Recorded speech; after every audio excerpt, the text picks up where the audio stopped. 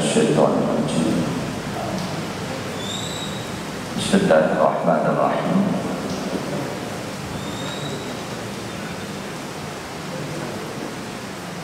Alhamdulillahilladzi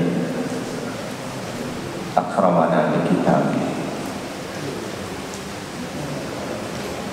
wa faddalana bi bi'tsati rasulih wa syarrafana bi khitabih wa addabana bi adabih wa ja'alana min ansarihi wa ahzabihi wa hadana ila dinihi. Asyhadu an la ilaha illallah wahdahu la syarika lahu wa asyhadu anna sayyidana wa nabiyyana Muhammadan abduhu wa rasuluhu la nabiyya wa la rasula ba'dahu. Sallallahu wa sallam ala Muhammadin abdihi wa habibihi wa khalilihi wa safiyyihi wa khairi khalqihi wa nabiyyihi wa rasulihi wa ala alihi wa ashabihi wa man istaqama bittiba'i sabilihi amma ba'd. Fa inna asdaqal hadits kitabullah ta'ala wa khairal hadi hadi Muhammadin sallallahu alaihi wasallam wa syarrul umuri muhdatsatuha wa kullu muhdatsatin bid'ah wa kullu bid'atin dhalalah wa kullu dhalalatin finnar. Jamaah hadana Allah wa iyyakum ajma'in. Hari ini kalender nasional kita libur 27 Rajab, Isra Mi'raj. Betulkah Isra Mi'raj terjadi di tanggal 27 Rajab? Tidak ada kesepakatan ulama. Umumnya memang betul berpandangan bahwa Isra Mi'raj terjadi di 27 Rajab, 2 tahun sebelum Rasulullah hijrah ke Madinah. Umumnya, tapi tidak seluruh ulama berpandangan inilah tanggal terjadinya Isra Mi'raj. Yang harus kita yakini bahwa betul Rasulullah Muhammad SAW pernah di-Isra dan Mi'rajkan oleh Allah Subhanahu wa Ta'ala. Siapapun muslim wajib meyakini hal ini. Isra, imam kita sudah bacakan ayatnya. Subhanalladzi asra bi 'abdihi, al-ayat. Bagaimana dengan Mi'raj?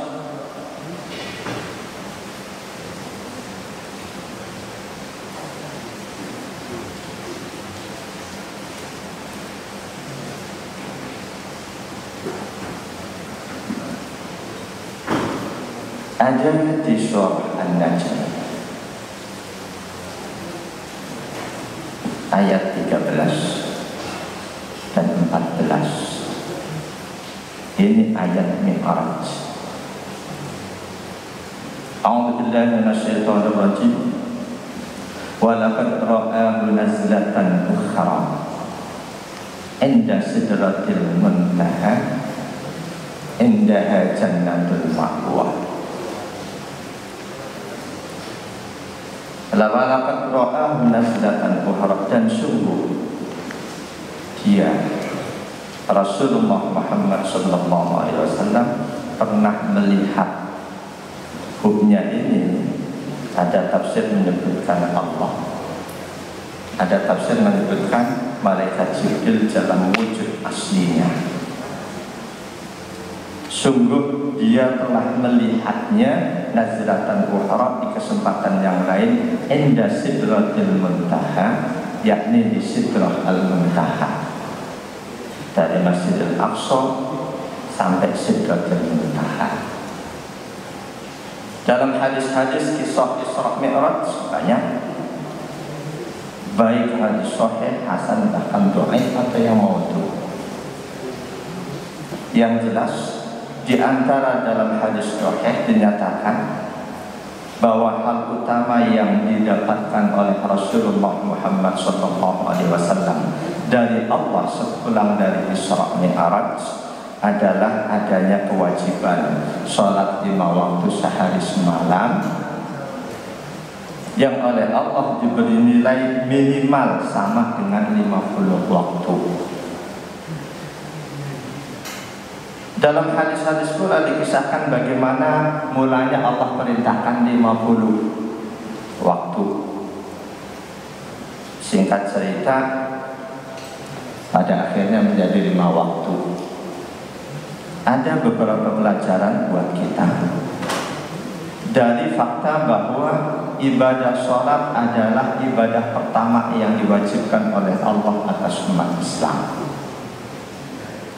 Yang kedua, proses kewajiban ibadah sholat tidak sebagaimana ibadah-ibadah yang lain. Rasulullah tanda kutip dipanggil oleh Allah untuk menghadap langsung. Sedangkan ibadah-ibadah yang lain seiring turunnya Al-Quran melalui malaikat Jibril, cuma sholat yang langsung. Sekaligus Allah Maha tahu kenapa tidak langsung diwajibkan 5 waktu. Tentu dari apapun yang diperbuat Allah dan diberitahukan kepada kita, di situ ada pelajaran buat kita, terutama bagi umarah, bagi anggota dewan yang membuat undang-undang. Kalau toh pernah mengundangkan sesuatu kok dirasa itu terlalu berat buat masyarakat, buat rakyat, Allah yang semula mengundangkan 50 waktu aja, Allah nggak jual mahal untuk menurunkannya menjadi 5 waktu. Kenapa manusia hamba Allah kok berat untuk merevisi undang-undang demi kebaikan? Jamaah dan Allah yang ajma'in.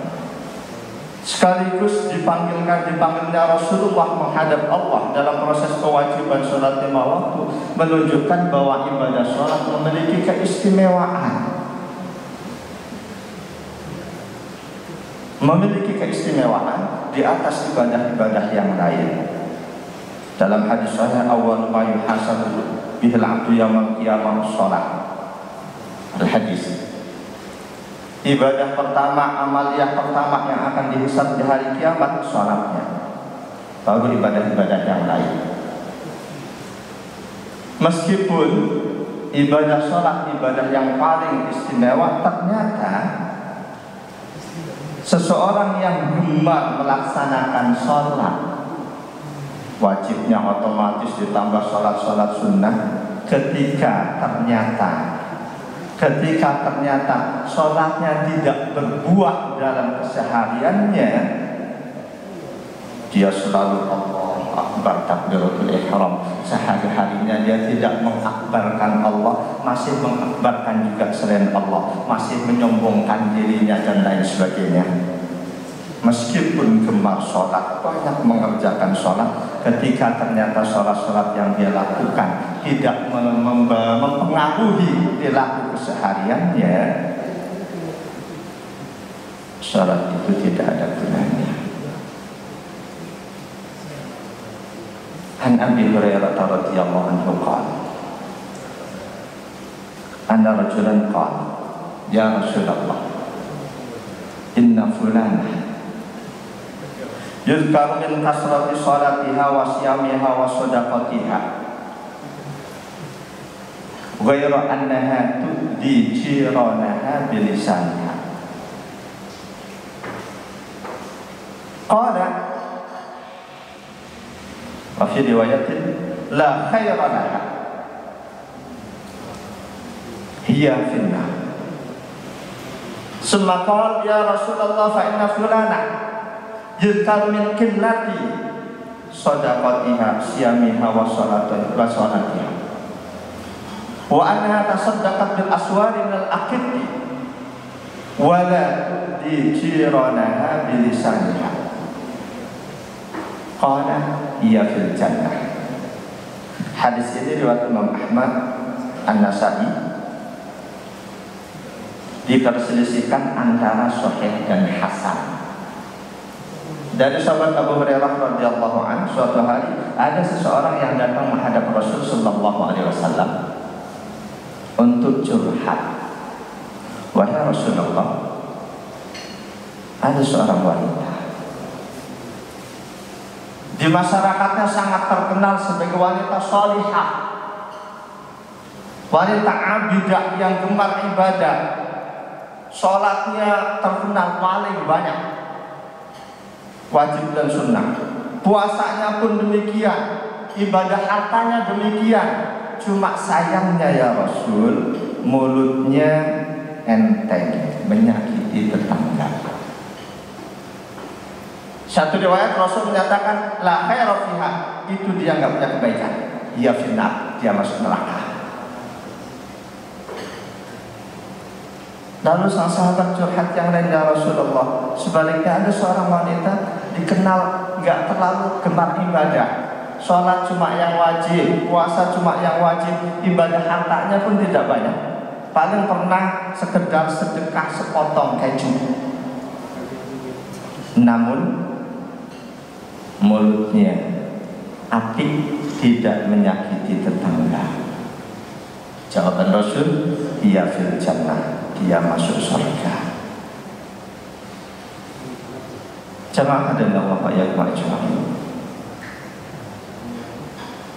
Sholat ibadah paling utama, namun ternyata ketika sholat itu tidak berbuah, tidak ada pengaruh dalam perilakunya sehari-hari, dia masih akan berat menjalani kehidupannya di akhirat nanti. Inilah salah satu dari 3 sifat sholat yang pasti akan diterima oleh Allah.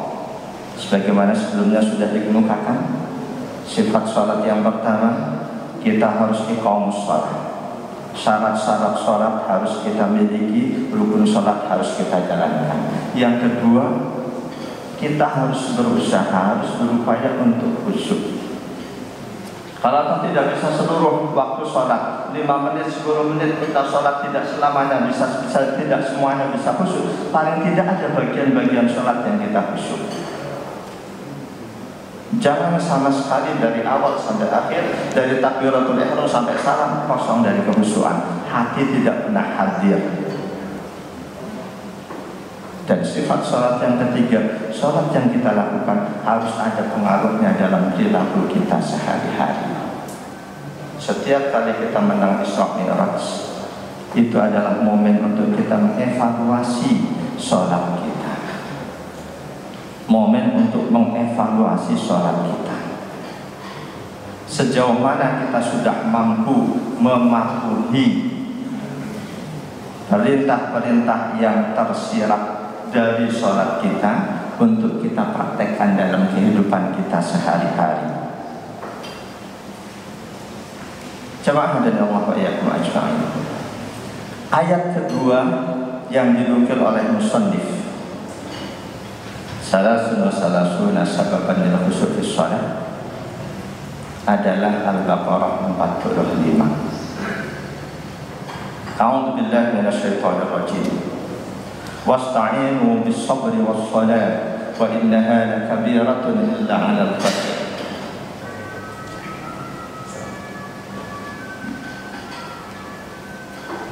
Wasta'inu bis-sabri was-salat wa innaha lakabiratun illa 'alal khashi'in. Dalam tafsir At-Tabari, wasta'inu bis-sabri was-salat innahuma ma'unatani 'ala rahmatillah. Dua amaliyah itu, sikap sabar dan sholat, akan membantu kita untuk mendapatkan cucuran rahmat Allah. Sabar dan sholat akan membantu kita untuk mendapatkan cucuran kasih sayang Allah. Seseorang yang rajin sholat belum tentu sudah mampu menjadikan dirinya penyangga. Tapi insya Allah ketika sholatnya dia laksanakan dengan memenuhi 3 sifat sholat, semakin rajin dia sholat, semakin dia mengerjakan sholat, dia akan semakin tawadhu, semakin rendah hati, semakin mampu untuk bersabar, semakin tajam perasaan hatinya untuk turut merasakan derita orang lain. Wa innaha lakabiratun illa 'alal khashi'in. Sesungguhnya salat itu sungguh-sungguh berat kecuali bagi orang-orang yang khusyuk. Sesungguhnya salat itu sungguh-sungguh berat kecuali bagi orang-orang yang khusyuk. Khusyuk di ayat ini sahabat Abdullah bin Abbas memaknai al-musaddiqina bima anzalallah. Imam Mujahid ulama tabi'in memaknai al-mu'minina haqqan. Dalam tafsir At-Tabari, illa 'alal khadi'ina li ta'ati al-khaifina satwata al-musaddiqina bi wa'dihi wa wa'idi. Sungguh salat itu benar-benar berat kecuali bagi orang-orang yang rendah diri di hadapan Allah, punya jiwa tunduk patuh sepenuhnya kepada Allah, orang yang takut terhadap kemahakuasaan Allah, dan orang yang meyakini kebenaran janji dan ancaman Allah. Apakah setiap orang yang sudah rajin sholat pasti khusyuk? Sesungguhnya sholat itu benar-benar berat kecuali bagi orang yang khusyuk. Apakah orang yang sudah demen sholat, orang yang sudah kenal sholat itu pasti khusyuk? Belum tentu. Dengan demikian makna sholat di ayat ini adalah sholat yang memenuhi 3 sifat sholat. Itu yang betul-betul berat kecuali bagi orang-orang yang sudah dianugerahi kekhusyuan oleh Allah. Kalau sholat asal sholat, sholat asal sholat, betapa banyak saudara kita yang rajin mengerjakannya. Ketika seseorang sudah rajin mengerjakan, menunjukkan sholat itu nggak berat buat dia. Apakah berarti dia sudah khusyuk? Jadi kalau sholat asal sholat tidak berat. Sungguh sholat itu berat kecuali bagi orang-orang yang khusyuk. Di sini sholat yang memenuhi 3 sifat, sholat yang pasti sah dan akan diterima oleh Allah Subhanahu wa Ta'ala. Itu yang berat kecuali bagi orang-orang yang memang oleh Allah sudah dianugerahi kekhusyuan. Jemaah dan Allah ayat ajma'in. Musannif kitab melanjutkan, fa inna sholata ahlu arkanid dinil amaliyah wal khusyu'u fiha minal matalib syar'iyyah. Walamma kana aduwwullah iblis walamma kana aduwwullah iblis qad akhadha al-'ahda 'ala nafsihi bi idlali bani Adam wa fitnatihim. Sesungguhnya sholat adalah rukun agama yang paling besar yang mesti dijalankan anak amaliyah. Dan khusyuk di dalam sholat, khusyuk di dalam sholat adalah termasuk tuntutan syariat. Khusyuk di dalam sholat merupakan tuntutan syariat. Sedangkan musuh Allah, iblis, sudah menancapkan tekad kuat dalam dirinya di hadapan Allah untuk menyesatkan manusia, untuk memalingkan manusia dari sholatnya. Sedangkan musuh Allah, iblis, betulkah Allah menganggap iblis sebagai musuhnya? Di sini musannif menyatakan iblis musuh Allah. Betulkah Allah menganggap ada makhluknya yang dianggap oleh Allah sebagai musuhnya? Dan apakah iblis termasuk makhluk Allah yang oleh Allah dianggap sebagai musuhnya? Saya belum menemukan ayat Quran yang dimana Allah menegaskan iblis sebagai musuhnya. Yang ada orang-orang kafir itu musuh Allah. Orang-orang yang berusaha menghalangi Rasul-Rasul Allah mendakwahkan agama Allah itu musuh Allah. Secara spesifik Allah sebut iblis sebagai musuhnya. Saya tidak menemukan ayat tentang itu. Karena itu bahwa iblis musuh Allah jangan disamakan dengan iblis musuh kita. Karena tidak ada satupun makhluk Allah yang sanggup menempatkan diri menjadi musuh Allah. Amat sangat mudah bagi Allah membinasakan makhluknya. Tetapi tidak salah ungkapan bahwa iblis musuh Allah, karena ungkapan iblis musuh Allah ada dalam hadis sahih bahwa yang ada disebut dinyatakan oleh Allah sebagai musuhnya itu orang-orang kafir, kafir harbi, kafir yang berusaha memerangi Islam dan umat Islam. Al-Anfal ayat 60. A'udzu billahi minasyaitonir rajim. Wa'iddu lahum mastata'tum min quwwatin wa min ribatil khair turhibuna bihi aduwwallahi wa aduwwakum wa akharina min dunihim. Al-ayat. Wa'iddu lahum, kalian semua umat Islam selalulah menyiapkan untuk menghadapi mereka orang-orang kafir. Mastata'tum, semampu kalian, siapkan min quwwatin, kekuatan fisik, kekuatan senjata, wa min ribatil khair, kuda-kuda yang disiapkan, kendaraan perang. Turhibuna bihi aduwallahi wa aduwakum, yang dengan itu kalian akan menggentarkan, menakutkan musuh Allah dan musuh kalian. Wa akharina min dunihim, dan selain yang lain, selain mereka, selain musuh Allah dan musuh kalian, menakutkan yang pihak-pihak yang lain yang memusuhi Allah, memusuhi agama Allah. Jamaah dan Allah wa iyyakum ajma'in. Di Al-Quran saya tidak temukan, mungkin ada di antara jamaah yang tahu ayat yang dimana Allah menyebutkan bahwa iblis atau setan itu adalah musuh Allah. Yang ada iblis dan setan, iblis atau setan disebut oleh Allah sebagai musuh kita manusia.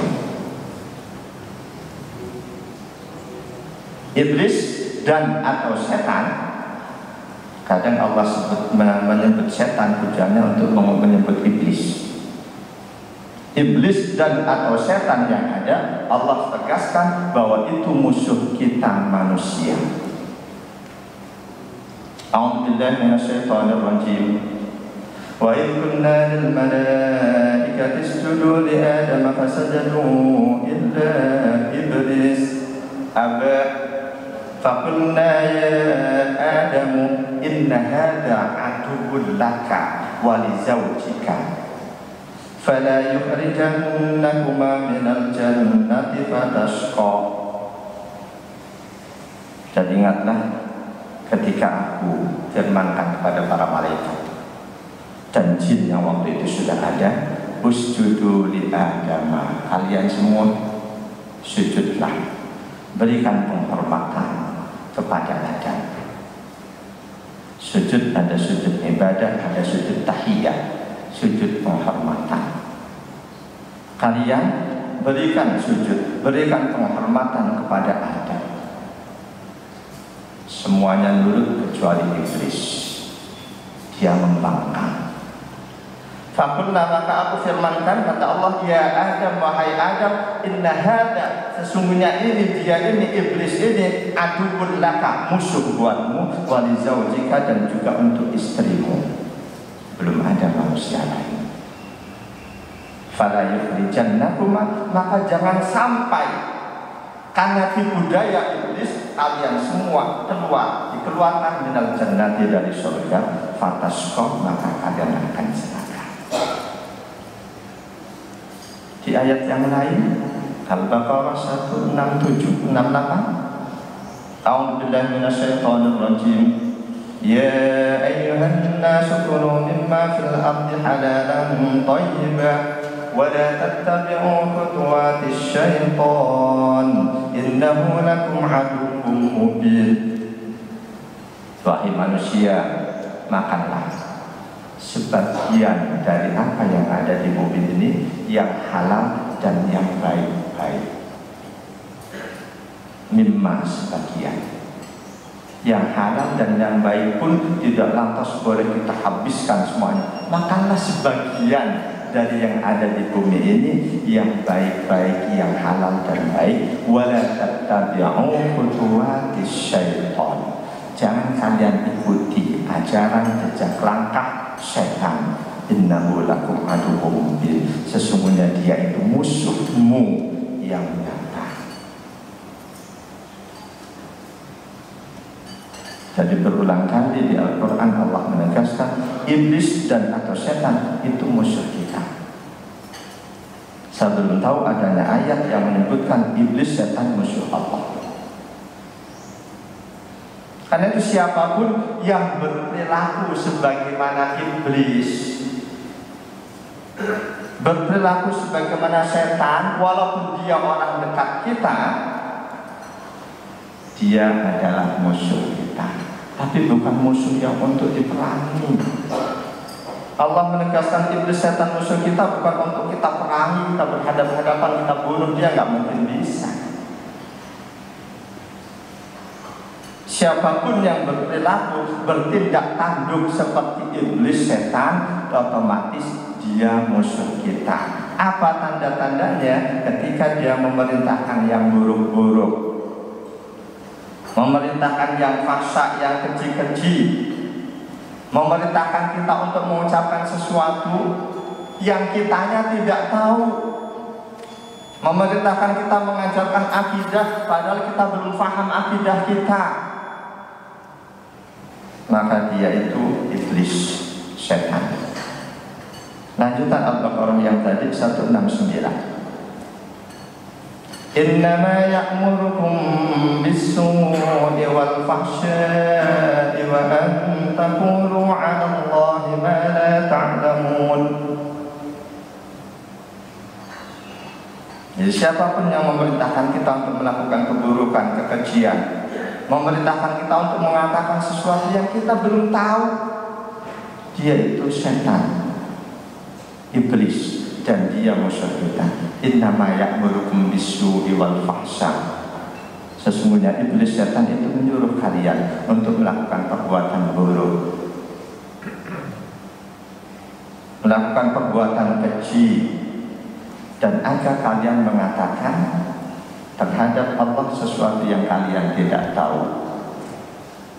Cuma meraba-raba akidah gini begini, hukum begini, baru meraba, belum yakin pasti kebenarannya, kok sudah dikatakan, disampaikan, didakwahkan. Itu bagian dari perintah setan, iblis. Jamaah dan Allah wa iyyakum ajma'in. Jadi di Al-Quran saya belum menemukan ayat yang menegaskan iblis, setan musuh Allah. Yang ada Allah menegaskan iblis, setan musuh kita manusia. Namun dalam hadis sahih Rasulullah Sallallahu Alaihi Wasallam menyebut bahwa iblis musuh Allah. An Abi Darda radhiyallahu anhu qala qama Rasulullah Sallallahu Alaihi Wasallam. Kata sahabat Abu Darda, waktu itu Rasulullah Sallallahu Alaihi Wasallam mengerjakan sholat. Fasami'nahu yaqul, kami mendengar, dan mungkin disengaja oleh Rasul diperdengarkan, beliau membaca a'udzu billahi minka. Summa qala al'anuka Allah, al'anuka bila'natillah. Salasa. a'udzubillahi minka, aku berlindung kepada Allah darimu.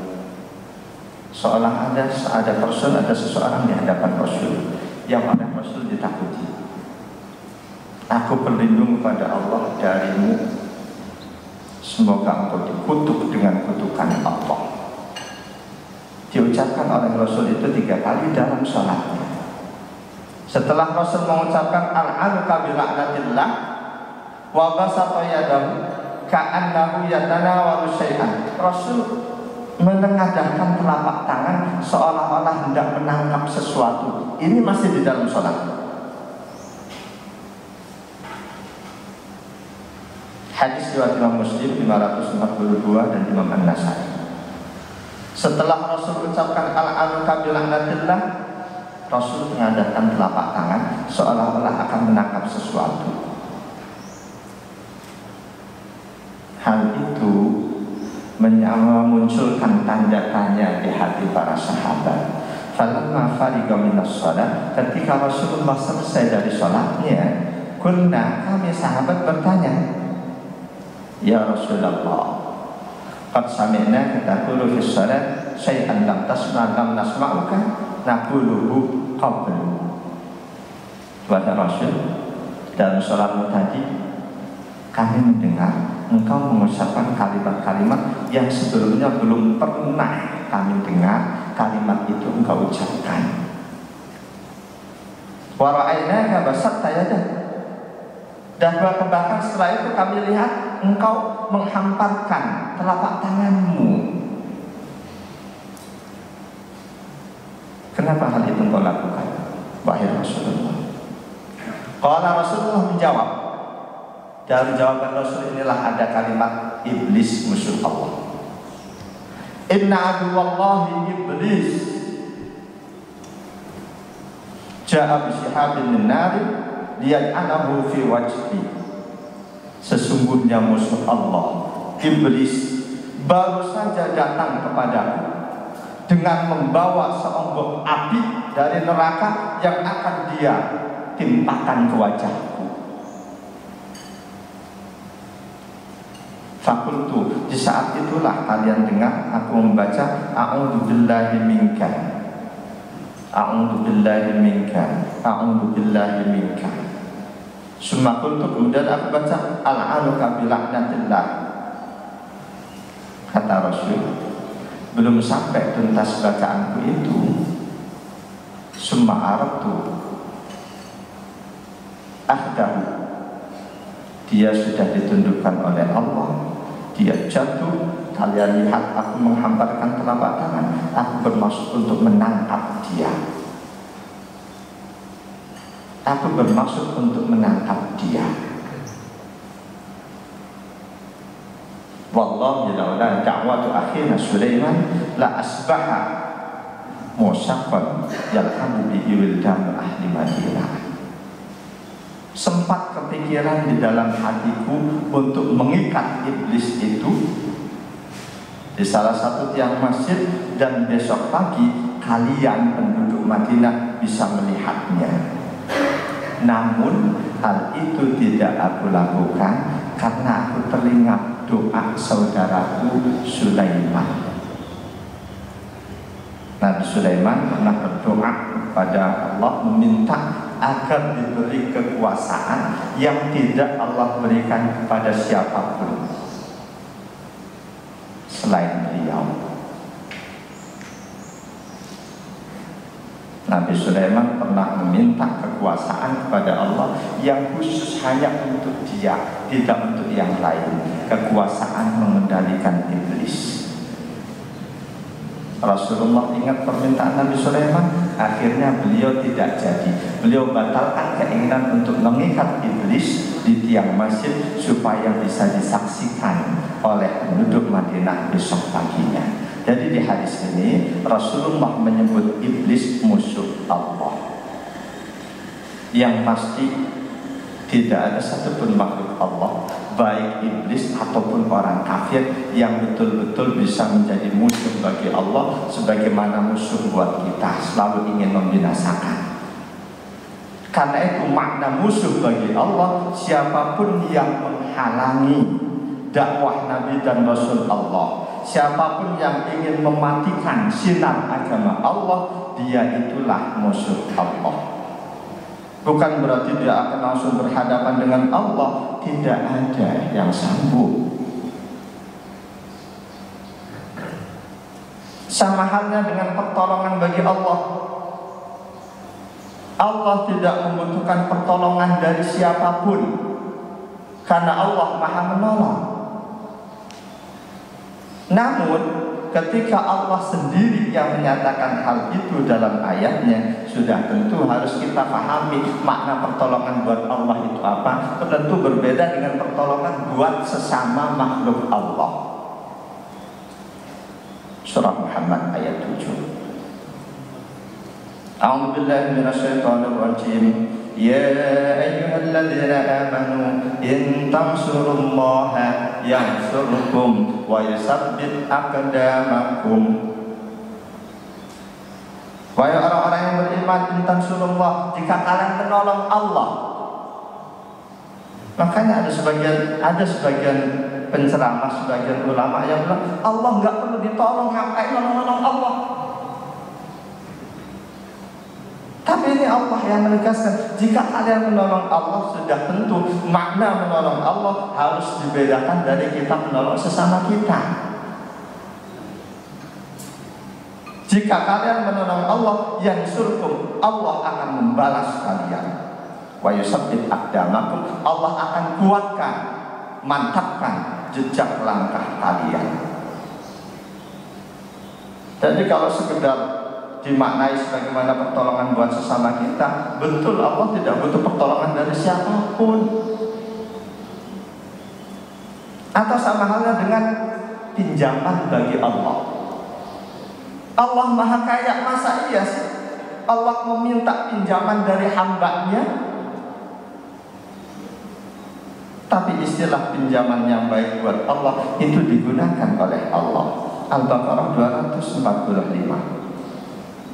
A'udzu billahi minasyaitonir rajim. Man dzalladzi yuqridullaha qardan hasanan fayudha'ifahu lahu ad'afan katsira. Siapa saja yang memberikan pinjaman kepada Allah, memberikan hutangan kepada Allah dengan hutangan yang baik, dengan pinjaman yang baik, fayudha'ifahu lahu ad'afan katsira. Allah akan balas. Allah akan balikin berlipat-lipat ganda dalam jumlah lipatan yang banyak. Bahasa seperti ini antara kita dengan Allah jangan disamakan dengan antara kita dengan sesama kita. Ada orang-orang yang lantas buruk sangka menyikapi bahasa seperti ini, seperti orang-orang Yahudi di masa Rasul,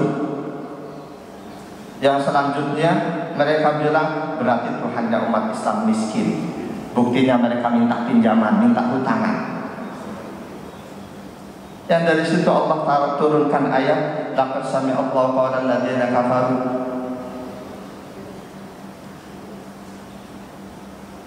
Jamaah dan Allah ayyakum ajma'in. Jadi bahasa-bahasa seperti itu jangan kita pahami seolah-olah seperti antar sesama kita,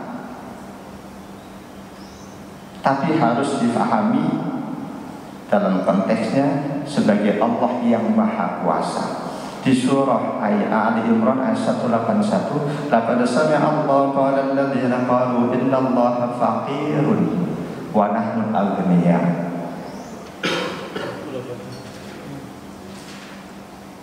Ali Imran 181. Sungguh Allah telah mendengar omongan orang-orang yang berkata sesungguhnya Allah itu miskin. Ini kaitannya dengan ketika Allah perintahkan umat Islam untuk bersedekah, infak fi sabilillah, dengan bahasa man dzalladzi yuqridullaha qardan hasanah. Barang siapa yang memberikan pinjaman kepada Allah, pinjaman yang baik. Orang-orang Yahudi waktu itu, orang-orang munafik bilang berarti Tuhannya umat Islam miskin. Buktinya itu masih minta pinjaman, minta hutangan. Turun ayat ini, laqad sami'a Allahu qala alladziina qalu innallaha faqirun wa nahnu aghniya. Sungguh Allah sudah mendengar orang-orang yang berkata Allah itu fakir, lebih dari miskin. Kamilah yang kaya. Sanaktubu ma qalu. Pasti kami akan catat semua yang mereka ucapkan itu. Wa qatlahumul anbiya, tambah lagi mereka membunuh nabi-nabi bi ghairi haqqin. Jamaah hadani Allah wa iyyakum ajma'in. Jadi istilah iblis musuh Allah maksudnya karena iblis selalu berusaha menghalangi sinar agama Allah, menghalangi dakwah Rasul dan Nabi dan Rasul Allah. Siapapun yang melakukan hal serupa dengan iblis, maka dia itu musuh Allah. Karena itu wajib bagi kita untuk menjadikan semua musuh kita ya sebagai musuh. Jangan musuh disikapi sebagai teman, sebagai pembela, sebagai penolong. Jangan. Setan harus disikapi sebagai musuh. Siapapun dia, walaupun orang dekat kita, ketika saat itu dia sedang menjadi setan, dia menasihati kita dengan nasihat-nasihat yang tidak baik, maka dia harus dilihat sebagai musuh, bukan sebagai teman. Katakanlah kita khilaf ada niatan untuk korupsi, ada dua teman dengan sikap yang berbeda. Yang satu, kamu jangan begitulah, walaupun nggak ketahuan kamu korupsi triliunan, kamu ingat di akhirat walaupun kita punya emas sepenuh bumi nggak akan bisa buat menembus kebebasan kita dari siksaan Allah. Yang satunya nasihatnya, ini kesempatan buat kamu, berapa tahun lagi kamu bakal pensiun, nggak tahu, KPK lagi lemah saat ini. Dua teman ini, yang satu iblis, yang satu setan, yang satu betul-betul teman. Jangan pernah memposisikan musuh dengan posisi sebagai teman setia, pembela, penolong. Oleh Allah dilarang. Surah Fatir, surah ke-35 ayat 6. A'udzubillahi minasyaitonir rajim. Inna syaitana lakum aduwwun fattakhidhuhu aduwwa. Innama yad'u hizbahu liyakunu min ashabis sa'ir. Inna syaitana lakum aduwwun, sesungguhnya setan-setan buat kalian itu sebagai musuh. Fattakhidhuhu aduwwa, ya tempatkan dia sebagai musuh. Kita tahu setan bisa jin, bisa manusia. Ketika manusia itu sedang menjadi setan, dia tempatkan dia sebagai musuh. Walaupun istri, suami kita, walaupun anak kita, ketika sedang menjadi setan, tempatkan dia sebagai musuh. Fattakhidhuhu aduwwa. Innama yad'u hizbahu liyakunu min ashabis sa'ir. Karena setan-setan selalu mencari teman untuk bareng-bareng menjadi penghuni neraka sa'ir. Menjadikan musuh sebagai teman setia, pembela, penolong dilarang oleh Allah. Ayat pertama surah Al-Mumtahanah, surah ke-60. A'udzubillahi minasyaitonir rajim. Ya ayyuhalladzina amanu la tattakhidhu aduwwi wa aduwwakum awliya. Wahai orang-orang yang beriman, janganlah kalian jadikan musuhku dan musuh kalian. Jangan kalian menjadikan musuhku dan musuh kalian sebagai aulia, pembela, penolong, teman setia. Waliyun, aulia punya banyak arti. Pemimpin iya, pembela iya, penolong iya, teman setia iya. Janganlah kalian menjadikan musuhku dan musuh kalian sebagai pembela, penolong, pemimpin. Jangan. Jemaah dan Allah ya kemajuan. Jadi iblis musuh Allah qad akhadal ahda ala nafsi bi idlali bani Adam wa fitnati, sudah memancangkan tekad yang sangat teguh, memancangkan tekad dalam diri mereka, diri iblis dan anak keturunannya. Bahkan tekad itu diucapkan di hadapan Allah dan direstui oleh Allah. Tekad untuk menyesatkan manusia, anak cucu Adam, untuk memfitnah manusia. Dan inilah misi utama hidupnya iblis sampai mampus nanti. Cuma satu misinya, setiap saat bagaimana bisa menyesatkan manusia, menyesatkan anak cucu Adam. Al-A'raf ayat 17. Summa la'atiyannahum min baini aydihim wa min khalfihim wa an aymanihim wa an syama'ilihim wa la tajidu aktsarahum syakirin. Summa kemudian iblis berkata, la'atiyannahum, pasti aku akan datangi mereka, anak cucu Adam. Min baini aydihim, dari depan, wa min khalfihim, dari belakang, wa an aymanihim, dari kanan, wa an syama'ilihim, dari kiri. Wa la tajidu aktsarahum syakirin, dan engkau wahai Tuhan tidak akan mendapati kebanyakan mereka bersyukur. Tekad iblis di hadapan Allah.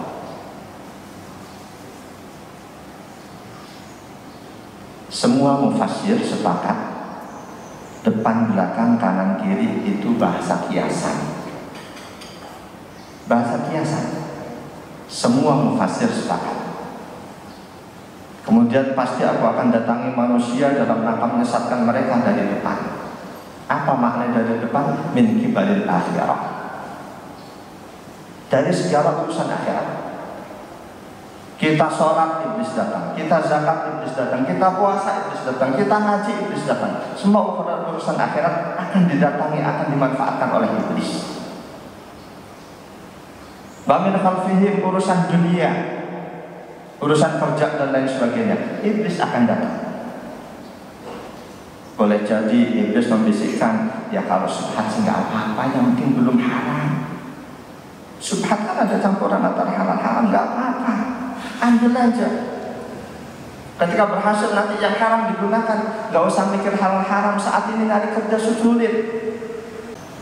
Urusan jabatan, nggak setiap orang bisa dapat jabatan. Kalau memang kamu diminta sekian sekian nggak masalah, ambil nanti kamu ada peluang untuk mendapatkan berlipat-lipat. Iblis manfaatin. Famin khalfihim. Wan aymanihim, dari sisi kanan, dari sisi kebenaran. Pengajian-pengajian kita menyampaikan kebenaran, oleh iblis dimanfaatin. Didorong terus, kita asik-asik khilaf. Terseliplah hal-hal yang salah. Dari sisi kiri kebatilan, kemaksiatan. Ini tafsir dari sahabat Abdullah bin Abbas. Tafsir yang lain sumbernya sama dari sahabat Abdullah bin Abbas dan dari Qatadah. Summala'atiyannahum min baini aydihim, aku datangi dari arah depan. Tafsirnya atah min baini aydihim fa akhbarahum annahu la ba'sa wa la jannata wa la nar. Iblis akan membisikkan, meragukan akidah kita. Kamu percaya surga, percaya neraka, itu semua omong kosong, gak ada. Ketika kamu menjalani hidup dengan penuh kebahagiaan, itulah surga.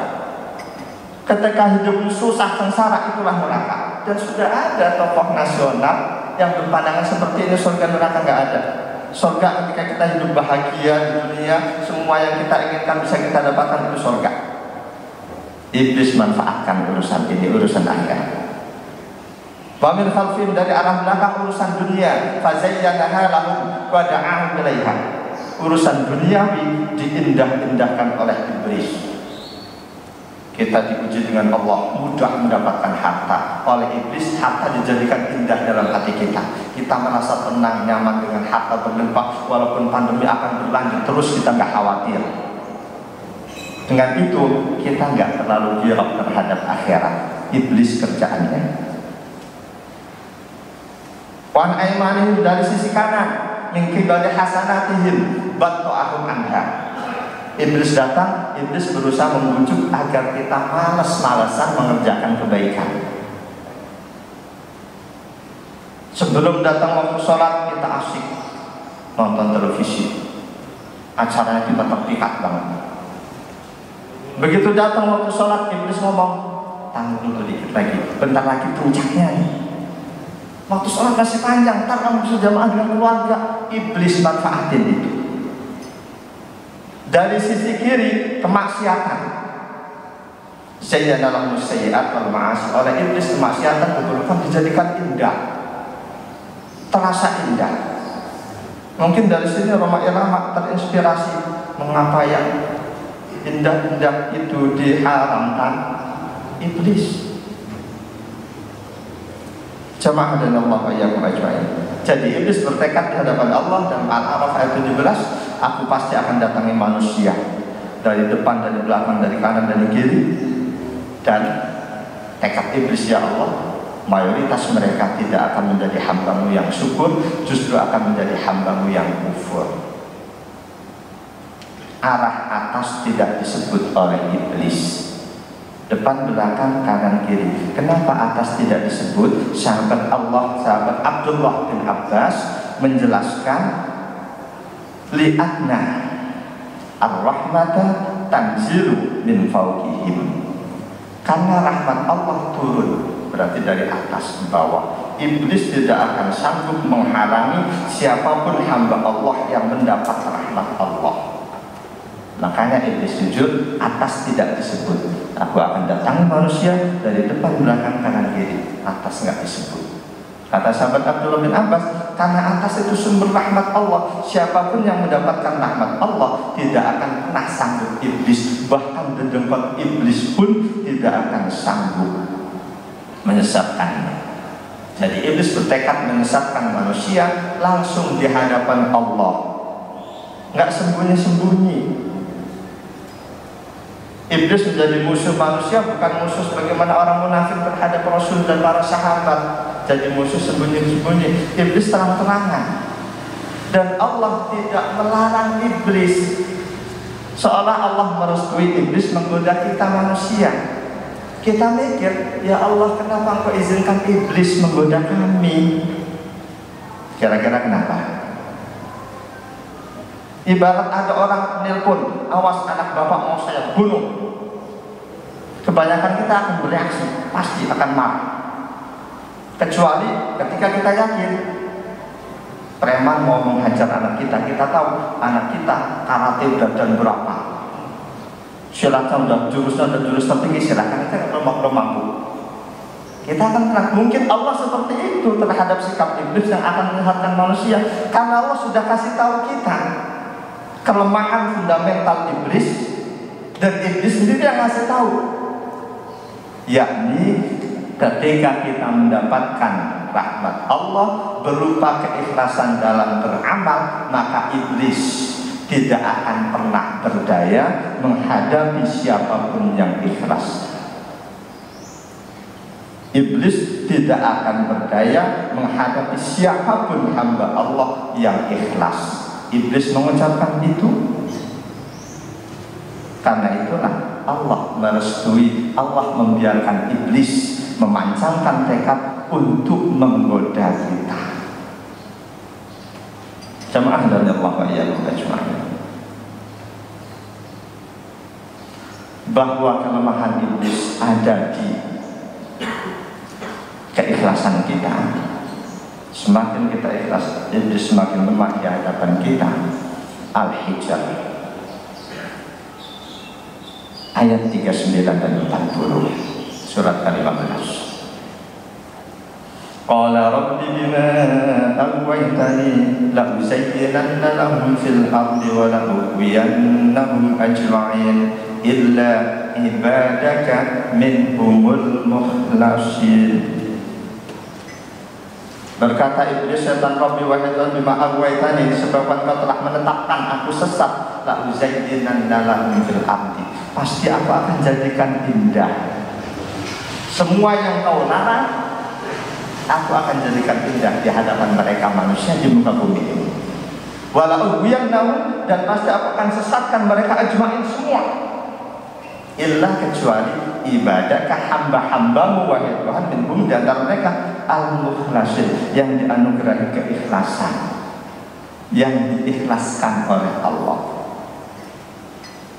Jamaah dari Allah wa iyyakum ajma'in. Allah membiarkan iblis memasang tekad menyesatkan manusia karena Allah sudah beritahukan, iblis sendiri beritahukan pada kita kelemahan dia ada pada keikhlasan kita. kita.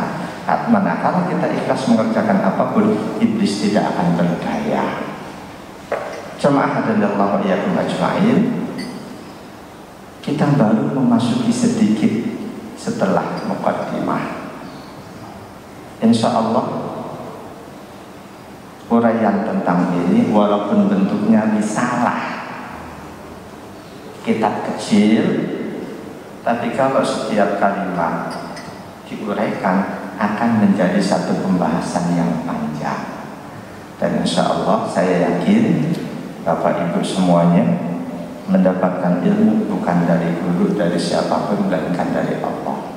Kalau saya menyampaikan terbatas waktu, insya Allah ketika Allah berkenan memberikan ilmu, akan banyak jalan untuk Bapak Ibu mendapatkannya. Dan insya Allah kita akan lanjut andaikan Allah memberikan saya umur panjang dan ada kesempatan lain. Barangkali ada pertanyaan, silahkan. اللهم علمنا علما نفقه به أوامرك ونواهيك وارزقنا فهما نعرف به كيف نناجيك يا أرحم الراحمين. اللهم ارزقنا فهم النبيين وحفظ المرسلين وإلهام الملائكة المقربين برحمتك يا أرحم الراحمين. ربنا آتنا في الدنيا حسنة وفي الآخرة حسنة وقنا عذاب النار. والحمد لله رب العالمين والعفو منكم. السلام عليكم ورحمة الله وبركاته.